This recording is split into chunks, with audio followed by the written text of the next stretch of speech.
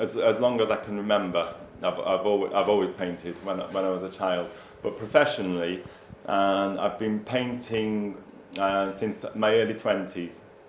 And I wanted to go to art school, but my family weren't supportive of that. But they would support me to go to design school, so that's where I went. And when I finished design school, I set up, I was living in Manchester at the time, and I rented a small studio near to my home, and I started to make work. I started to paint and make sculptures. When I was 28, I had my first exhibition at an art gallery in Manchester, and that's where my work really started. I'm influenced by everything. I can't, I don't like to separate things really. My life, I try to view my life as a whole, so everything influences me. I take a lot from my environment, and I'm very fortunate to be in this studio, which has, there's a lot of inspiration to be drawn from this area. So I like to work with things that I find in my environment. For example, these pieces are from a decorative tin ceiling in the gallery that represents me in Chicago. They had a fire on the top floor, and the whole ceiling fell down.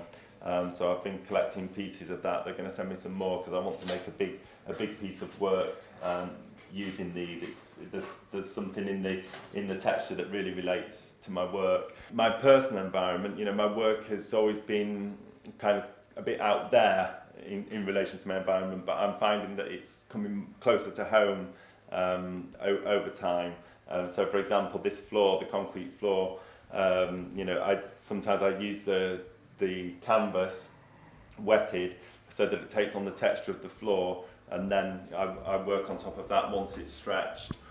Outside in the courtyard there's some fantastic cobbles, and I want to do the same process with those, and to lay the canvas onto the cobbles so that they take on the impression of it, and then work on top of it from there.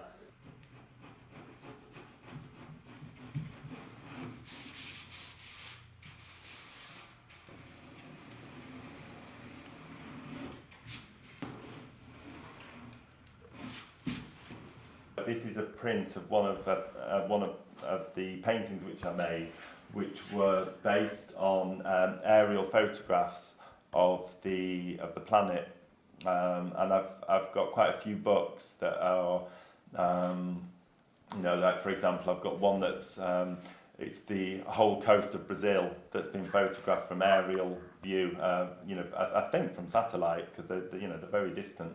And the beautiful images, and that's been quite an inspiration. I go through phases, so quite often I don't play any music while I'm working. I quite like the silence. I've got the interaction with the dogs; they're here all the time. The studio isn't a dead space for me. There's always people coming and going.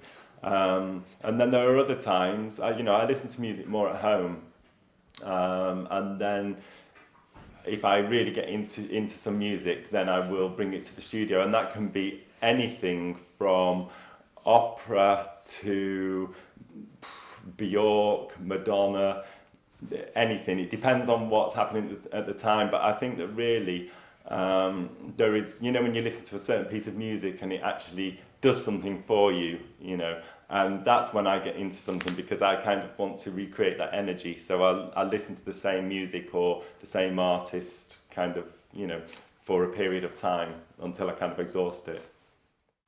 Come on, boys.